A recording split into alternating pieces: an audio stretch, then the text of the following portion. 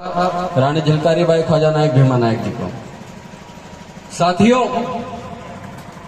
मनावर में मैं बहुत समय बाद बोल रहा हूं। हम लोगों ने मनावर में पहला कार्यक्रम, आदिवासी समाज का पहला कार्यक्रम 9 अगस्त को करवाया था और सबसे पहले विश्व आदिवासी दिवस की शुरुआत यहीं से करी थी। उसके बाद और भी कई कार्यक्रम हुए। आज हमारे बीच में राजस्थान से और हमारे बीच में जयस के साथी, आदिवासी समाज के साथी, भिल प्रदेश के साथी, भीम आर्मी के साथी, आजाद समाज पार्टी के साथी उपस्थित हैं। उनका मैं तहे दिल से धन्यवाद करता हूं।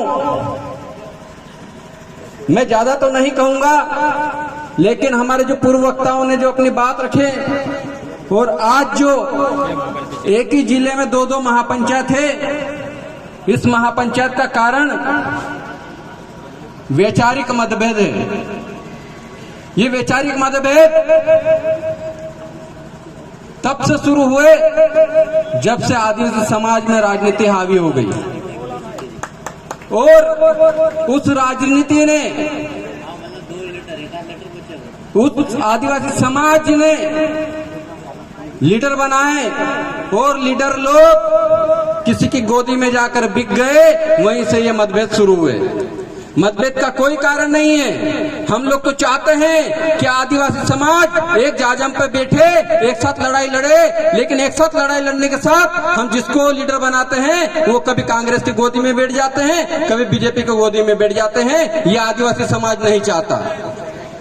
आदिवासी समाज चाहता है कि राजनीति, जयस का तो उद्देश्य रहा है कि आदिवासी युवाओं को आर्थिक क्षेत्र में, शैक्षणिक क्षेत्र में, राजनीतिक क्षेत्र में आगे बढ़ाएगा, लेकिन खुद के दम पे बढ़ाएगा, किसी आरटी पार्टी की गोदी में बैठकर नहीं बढ़ाएगा।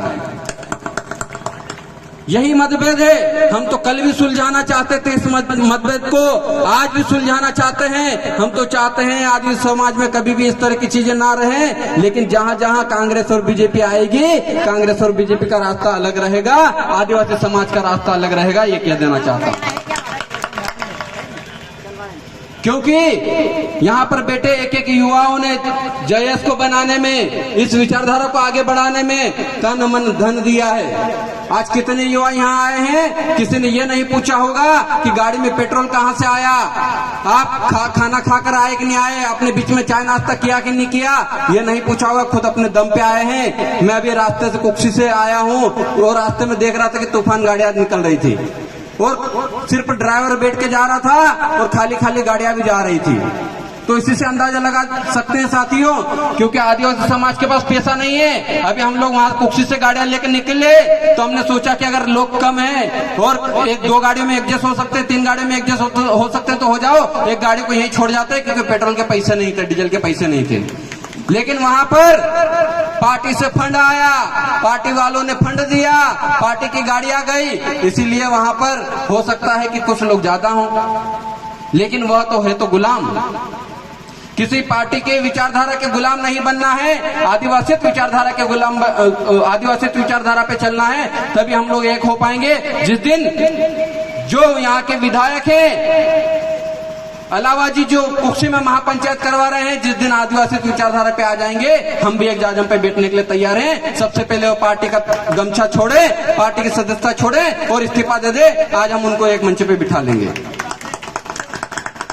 हम बार बार किसी पार्टी की गोद में जयस को नहीं बिठाना चाहते, बस इसी बात का मतभेद है। इसलिए कांति दादा ने कहा, आगे भवर दादा भी कहेंगे, हमारे भाई लोगों ने कहा, हम लोग किसी से मतभेद नहीं रखते। हम तो चाहते हैं समाज की एकता आए।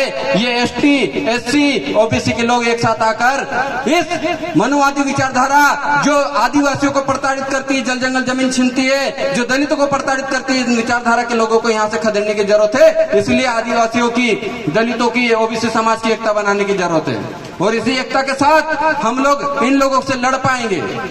बहुत सारे साथी, रामदेव भाई ने कहा 32 FIR मुकदमे दर्ज है, जिला बदर हो गए, कमलेश भाई जिला बदर हो गए।